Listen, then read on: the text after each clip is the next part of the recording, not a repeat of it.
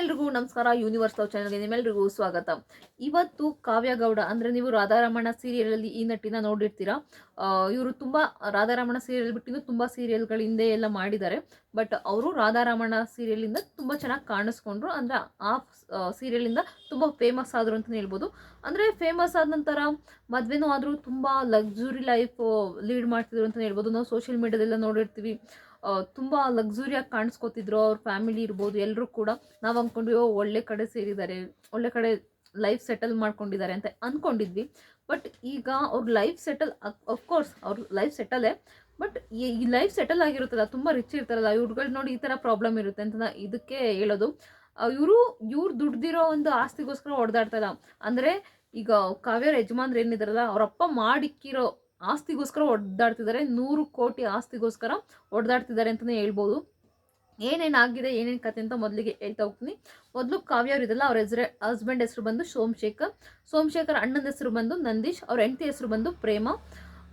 ಇವರಿಬ್ರು ಅಣ್ಣ ತಮ್ಮದಿರು ಒಂದೇ ಮನೇಲಿದ್ದಾರೆ. ಅಂದರೆ ಅವ್ರ ಅಪ್ಪ ಅಮ್ಮ ಸಪ್ರೇಟ್ ಇದ್ದಾರಂತೆ.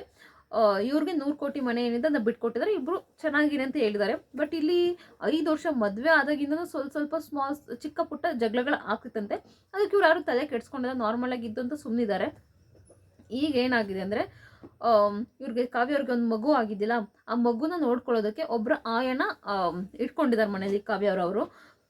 ಆ ಆಯ ಡೈಲಿ ಬರ್ತಾ ಇರೋಂಥ ಆಯ 1 ವರ್ಷದಿಂದ ಇದ್ರಂತೆ. ಬಟ್ ಇದಕ್ಕಿದ್ದಂಗೆ ಇವರು ನಂದೀಶ್ ಅವ್ರ ಹೆಂಡತಿ ಏನಿದಾರಲ್ಲ, ಅವ್ರ ಅತ್ತಿಗೆ ವರ್ಗೀತಿ ಏನಿದಾರಲ್ಲ ದೊಡ್ಡವರು, ಅವ್ರು ಏನಂತಿದ್ರಂತೆ, ನಮ್ಮ ಮನೆ ಚಿನ್ನ ಕದ್ಬಿಟ್ಟಿದ್ದಾರೆ, ಇವಳನ್ನ ತಂದು ನಮ್ಮ ಮನೆಯಲ್ಲಿ ಇಟ್ಕೊಂಡಿದ್ದಾರೆ, ಇವಳು ನೋಡ್ಕೊಳಕ್ಕಾಗಲ್ಲ ಮಗುನ ಅಂತ, ಇಂಥವ್ರನ್ನೆಲ್ಲ ಮನೆ ಕರ್ಕೊಂಡು ಬರ್ತಾರೆ, ಇವ್ರು ನಮ್ಮ ಚಿನ್ನ ಕದ್ದಿದ್ದಾರೆ ಅನ್ನೋ ರೇಂಜ್ಗೆಲ್ಲ ಮಾತಾಡಿದ್ದಾರೆ. ಇದು ಯಾರಿಗೆ ಹೇಳ್ತಿದ್ಯಾ, ನಾವು ಬಡವ್ರ ಮಕ್ಕಳು ಹೆಣ್ಮಕ್ಳು ಅಂದ್ಬಿಟ್ಟು ಹಿಂಗೆಲ್ಲ ನೀವು ನಮ್ಮ ಮೇಲೆ ತಿರುಗಿಸಿ ಹೇಳ್ತಿದ್ಯಾ, ಅವಳ ಮೇಲೆ ಹೇಳೋ ರೀತಿ ಹೇಳಿ ನನ್ನ ಮೇಲೆ ಹೇಳ್ತಿದ್ಯಾ ಅಂತ ಕಾವ್ಯವರು ಹಿಂಗೆ ಸ್ವಲ್ಪ ಸಣ್ಣ ಪುಟ್ಟ ಜಗಳ ಥರ ಸ್ಟಾರ್ಟ್ ಆಗಿ ಇದು ದೊಡ್ಡ ಮಟ್ಟಕ್ಕೆ ಹೋಗಿದೆ. ನಂತರ ನಂದೀಶ್ ಅವ್ರು ಇದ್ದಾರಲ್ಲ, ಅವ್ರ ಮಾವನ ಕರೆಸಿದ್ದಾರೆ, ಅಂದರೆ ಪ್ರೇಮ ಅವ್ರ ಅಪ್ಪನ ಕರೆಸಿದ್ದಾರೆ. ಅವ್ರ ಅಪ್ಪ ಇವರು ಕಾವ್ಯ ಅವ್ರ ತಂಗಿನ ಕರೆಸಿದ್ದಾರೆ. ಹಿಂಗೆಲ್ಲ ಜಗಳ ಆಗ್ತಿದೆ ಬನ್ನಿ ಅಂತ ಕರೆಸಿದ್ದಾರೆ. ಹಿಂಗೆ ಜಗಳ ಆಡ್ತಾ ಹೆಂಗೆ ನನ್ನ ತಂಗಿಗೆ ಹೊಡೆದಿದ್ದೀರಾ ಅಂದರೆ ಅವ್ರ ಮಾವ ಕೆಟ್ಟದಾಗೆಲ್ಲ ಮಾತಾಡಿದಾರಂತೆ.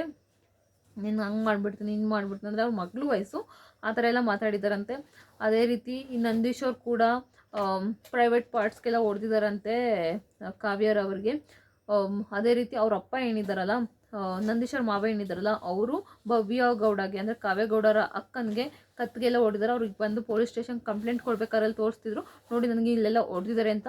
ಅದೇ ರೀತಿ ಅವರ ತಮ್ಮನಿಗೆ ಅಂದರೆ ಸೋಮಶೇಖರ್ ಏನಿದ್ದಾರಲ್ಲ, ಸೋಮಶೇಖರ್ಗೆ ನಂದೀಶರು ಚಾಕು ಇರಿತ ಮಾಡಿದ್ದಾರೆ. ಅವರು ICU ಕೂಡ ಇದ್ದಾರಂತೆ. ನೋಡಿ, ಅಂದರೆ ಇವ್ರುಗಳು ಮಾಡಿರೋ ಆಸ್ತಿಗೋಸ್ಕರ ಹೊಡೆದಾಡ್ತಿಲ್ಲ. ಅಂದರೆ ಅವ್ರ ಅಪ್ಪ ಮಾಡಿಟ್ಟಿರೋ 100 ಕೋಟಿ ಆಸ್ತಿಗೋಸ್ಕರ ಹಿಂಗೆ ಹೊಡೆದಾಡ್ತಿದ್ದಾರೆ. ಅದಕ್ಕೋಸ್ಕರನೇ ಈ ಮಕ್ಳುಗಳಿಗೆ ಆಸ್ತಿ ಮಾಡಿ ಇಡಲೇಬಾರ್ದು ಅಂತ ಹೇಳೋದು ಇದೇ ಕಾರಣಕ್ಕೋಸ್ಕರ. ನೋಡಿ ಎಷ್ಟು ಹೊಡೆದಾಡ್ತಿದ್ದಾರೆ ಅಂದರೆ, ಸೀರಿಯಸ್ಲಿ ಮಕ್ಳುಗಳಿಗೆ ಎಷ್ಟು ಇಡಬೇಕು ಅಷ್ಟು ಇಡಬೇಕು. ಈಗ 100% ಈಗ ಅಣ್ಣ ತಮ್ಮ ಅಂತ ಇದ್ದಾಗ ಇದೊಂದು ಜಗಳ ಆಸ್ತಿಗೋಸ್ಕರ ಬಂದೇ ಬರುತ್ತೆ. ಇಲ್ಲಾಂದರೆ ಡಿವೈಡ್ ಮಾಡಿ ಕೊಟ್ಬಿಡ್ಬೇಕು ತಂದೆ ಆದವರು, ನೀವು ಅಲ್ಲಿದ್ದು ಬಿಡಿ ಇಲ್ಲಿದ್ದು ಬಿಡಿ ಅಂತ ಒಂದು ಡಿವೈಡ್ ಮಾಡಿಬಿಡ್ಬೇಕು. ಸೊ ಹಿಂಗೆ ಡಿವೈಡ್ ಮಾಡಲಿಲ್ಲ ಅಂದರೆ ಈ ಥರ ಜಗಳಗಳು ಆಗ್ತಾನೆ ಇರುತ್ತೆ. ಈಗ ಎಂಥ ಅಣ್ಣ ತಮ್ಮ ಎಷ್ಟೇ ಕ್ಲೋಸ್ ಇದ್ರೂ ಆಸ್ತಿನ ವಿಚಾರಕ್ಕೋಸ್ಕರ ಈಗ ನೋಡ್ತಿದ್ದೀರ ಸೋಷಿಯಲ್ ಮೀಡಿಯಾದಲ್ಲಿ ಎಷ್ಟು ಜಗಳ ಆಡ್ತಿದೆ.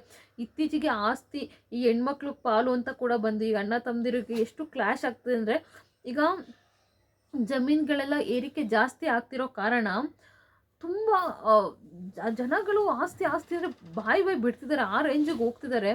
ಕೊಲೆ ಮಾಡೋ ಅಂದರೆ ಒಂದು ಏನು ಮಾಡೋಕ್ಕೂ ತಯಾರಿರ್ತಾರೆ, ಆ ರೇಂಜಿಗೆ ಹೋಗ್ತಿದ್ದಾರೆ ಅಂತಲೇ ಹೇಳ್ಬೋದು. ಕೆಟ್ಟ ಪದಗಳು ಬಳಸಿದ್ದಾರೆ. ಅದು ಅಲ್ಲದೆ ಇವರು ಸೋಮಶೇಖರ್ ಏನಿದ್ದಾರಲ್ಲ, ಅವರು ಕೂಡ ಸ್ಲಿಪ್ಪರಲ್ಲೆಲ್ಲ ಹೊಡೆದಿರೋ ಥರ ಕಾಣಿಸ್ತಿದೆ. ಅದು ಕ್ಯಾಮ್ರಾದಲ್ಲಿ ರೆಕಾರ್ಡ್ ಆಗಿದೆ. ಅಷ್ಟರ ಫೋನ್ ಕೆಳಗಡೆ ಬಿದ್ದೋಗಿದೆ, ಯಾರು ರೆಕಾರ್ಡ್ ಮಾಡ್ತಿದ್ರಲ್ಲ ಅವ್ರದ್ದು. ಆಮೇಲೆ ಅವರು ಚಾಕು ಇರಿತ ಏನೋ ಮಾಡಿದ್ದಾರೆ ಅನಿಸುತ್ತೆ ಅವ್ರ ತಮ್ಮ. ಸೊ ಇಷ್ಟು ಆಗಿದೆ. ಅವರು ಕೂಡ ಕಂಪ್ಲೇಂಟ್ ಕೊಟ್ಟಿದ್ದಾರೆ. ಇವ್ರ ಮೇಲೆ ನಂದೀಶ್ ಮತ್ತು ಪ್ರೇಮ ಅವರು ಕಾವ್ಯ ಮತ್ತು ಸೋಮಶೇಖರ್ ಮೇಲೆ ಕಂಪ್ಲೇಂಟ್ ಕೊಟ್ಟಿದ್ದಾರೆ. ಇವ್ರು ಮಾಡಿರೋ ಮಾತುಗಳನ್ನ ನಮ್ಮ ಮೇಲೆ ತಿರುಗಿಸಿ ಹೇಳ್ತಿದ್ದಾರೆ. ಇವ್ರು ನಮ್ಗೆ ಹೊಡೆದಿದ್ದಾರೆ ಅನ್ನೋ ರೇಂಜ್ಗೆ ಅವ್ರು ಹೇಳ್ತಿದ್ದಾರೆ. ಇವ್ರು ಕಾವ್ಯ ಗೌಡರು ಹೇಳ್ತಿದ್ದಾರೆ, ಇಲ್ಲ ಅವರಪ್ಪ ನಮ್ಗೆ ಹೊಡೆದಿರೋದು, ನೋಡಿ ನನ್ನ ತಂಗಿಗೆ ಹೊಡೆದಿದ್ದಾರೆ, ಈ ಥರ ಎಲ್ಲ ಅವರು ಅಪವಾದ ಮಾಡ್ತಿದ್ದಾರೆ. ಅಂದರೆ ಪೊಲೀಸರು ಇವರಿಬ್ಬರೂ ವಿಚಾರಿಸ್ತೀವಿ ಯಾರ ಕಡೆಯಿಂದ ತಪ್ಪಾಗಿದೆ ಅಂತೇಳಿ ಆಮೇಲೆ ಕ್ರಮದ ಕೈಗೊಳ್ತಾರೆ ಅಂತಲೇ ಹೇಳ್ಬೋದು. ಇಷ್ಟು ನೋಡಿ, ಲಕ್ಸುರಿ ಲೈಫ್ ಅಂತೀವಿ, ಆಗಿದ್ದಾರೆ ಈಗಿದ್ದಾರೆ ಅಂತಾರೆ, ಒಳಗೊಳಗೆ ಈಗಿರುತ್ತೆ ಅಂತಲೇ ಹೇಳ್ಬೋದು. ತುಂಬ ಅಂದರೆ ಎಲ್ಲ ಶ್ರೀಮಂತರ ಮನೇಲಿ ಹಿಂಗಿರುತ್ತೆ ಅಂತ ಹೇಳೋಕ್ಕಾಗೋದಿಲ್ಲ. ಒಬ್ಬೊಬ್ಬರು ನಾವು ಅಂದ್ಕೋತೀವಿ ಸೋಷಿಯಲ್ ಮೀಡ್ಯಾದಲ್ಲಿ ನೋಡಿ ಏನು ಲಕ್ಸುರಿ ಲೈಫ್ ಲೀಡ್ ಮಾಡ್ತಿದ್ದಾರೆ ಗುರು ಅವರು ಅಂತ. ಅಫ್ಕೋರ್ಸ್ 100 ಕೋಟಿ ಆಸ್ತಿ ಅಂದರೆ ಯಾರು ತಾನೇ ಬಿಡ್ತಾರೆ. ಅಫ್ಕೋರ್ಸ್ ಹೊಡೆದಾಡ್ತಾರೆ, ಅಲ್ಲಿ ಹೊಡೆದಾಡ್ತಿದ್ದಾರೆ. 50 ಕೋಟಿ ಯಾರು? ಸೊ ಹಿಂಗೆ ಅವನೇನೋ 50 ಕೋಟಿ ಅವ್ರಿಗೆ 50 ಕೋಟಿ ಇವ್ರಿಗೆ ಅಂತ ಹೇಳಕ್ಕೆ ಬಂದಿಲ್ಲ, ಹಂಚ್ಬಿಡ್ಬೇಕಿತ್ತು ಅಂತ ಹೇಳಕ್ಕೆ ಬರ್ತದೆ ನನ್ನ ಮಗ. ಸೊ ಇಷ್ಟು ಅವ್ರ ಫ್ಯಾಮಿಲಿಲಿ ಆಗಿದೆ ಅಂತಲೇ ಹೇಳ್ಬೋದು. ನಿಮಗೆ ಇದ್ರ ಬಗ್ಗೆ ಏನು ಅನಿಸುತ್ತೆ ಅಂತ ದಯವಿಟ್ಟು ಕಮೆಂಟ್ ಬಾಕ್ಸಲ್ಲಿ ಕಮೆಂಟ್ ಮಾಡಿ. ಪೂರ್ತಿ ವಿಡಿಯೋ ನೋಡೋದಕ್ಕಾಗಿ ಧನ್ಯವಾದಗಳು. Thank you so much.